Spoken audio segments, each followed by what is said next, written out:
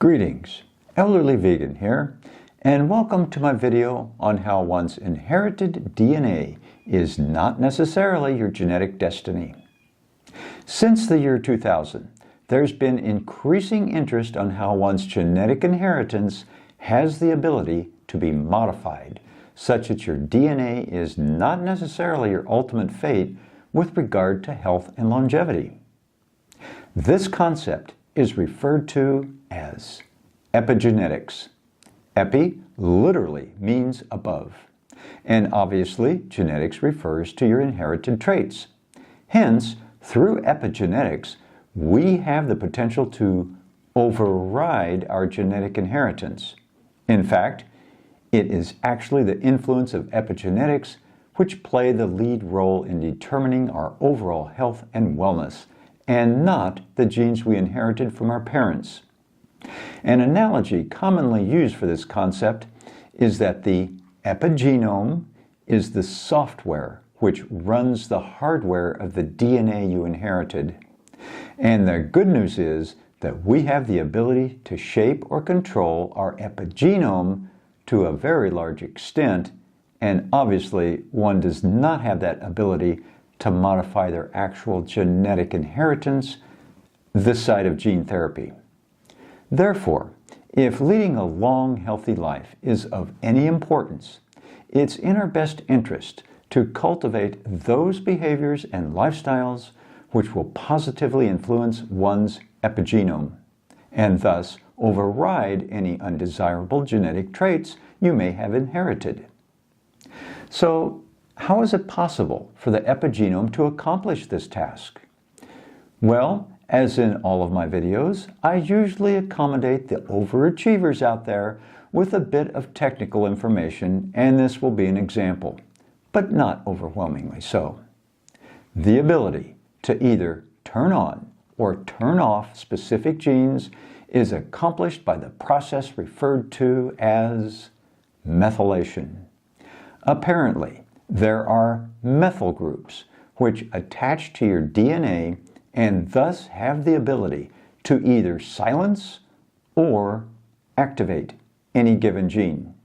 Generally, when methyl groups are added, genes are silenced, and when methyl groups are removed, genes are activated.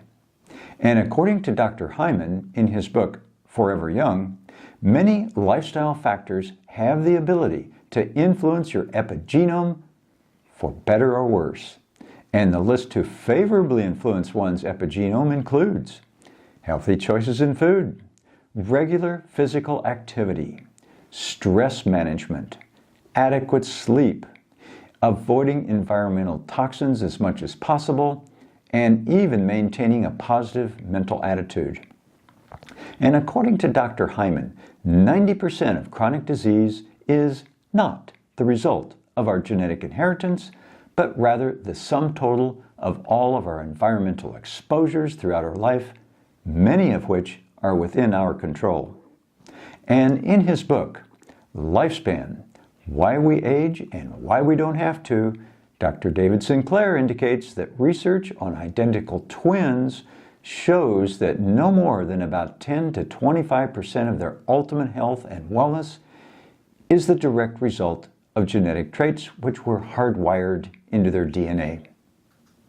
Obviously, this implies that the overwhelming health outcome for someone is determined more by lifestyle choices and other factors of which the person has control. Although this concept is fairly simplistic, the health consequences are very significant because I suspect far too many people are under the impression that they have inherited bad genes and are thus doomed to be on the receiving end of these less than wonderful health outcomes.